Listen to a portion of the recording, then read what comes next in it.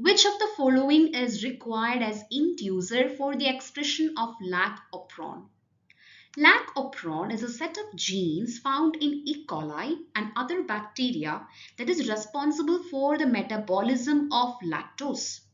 The expression of lac operon is regulated by the presence of lactose because the lac operon is normally off when the lactose is absent.